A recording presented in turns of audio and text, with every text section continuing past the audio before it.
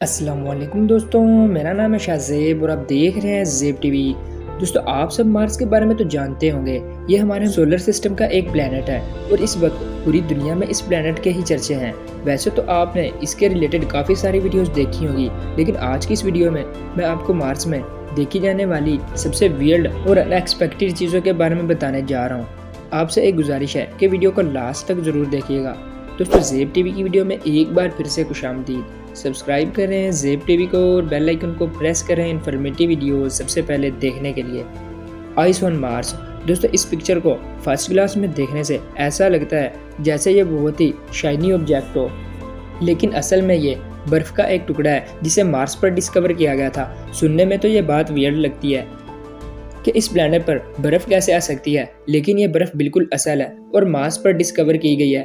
اس سے بھی حیرانگی کی بات یہ ہے کہ اس طرح کے برفانی ٹکڑے مارس کے کئی حصوں پر دیکھے جا چکے ہیں۔ مارس کے بارے میں یہ انفارمیشن ریلی بہت شوکنگ تھی۔ لیزرڈ۔ دوستو، 2004 میں ناسا کی ایک ٹیم کو مارس پر ایک بہت ہی عجیب و غریب چیز ملی تھی۔ اس کی شکل بالکل ایک لیزرڈ کی طرح تھی۔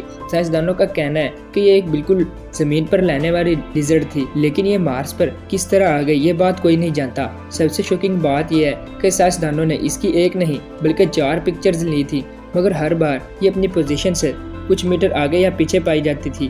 لیکن 2016 میں جب 5ویں دفعہ اس کی پکچر کیپچر کی گئی تو یہ وہاں سے غائب ہو گئی تھی۔ یہ کون سا لیزرڈ تھا اور کہاں غائب ہو گیا یہ بات آج تک کوئی نہیں جانتا۔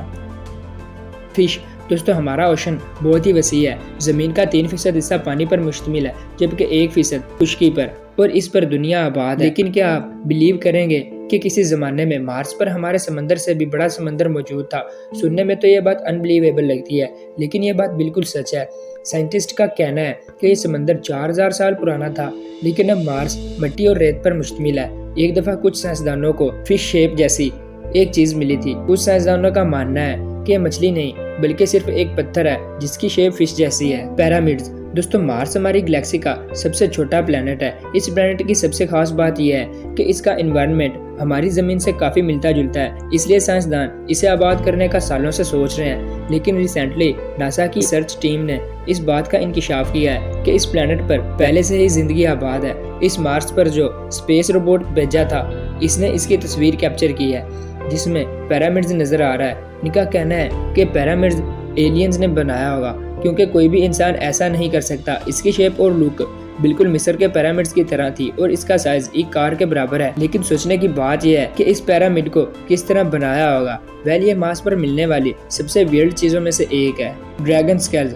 دوستو، ویسے تو مارس پر لی گئی سبھی پکچرز انیوزول ہیں، لیکن اس سے زیادہ ویئرڈ پکچر شاید ہی آپ نے پہلے کبھی دیکھی ہوگی۔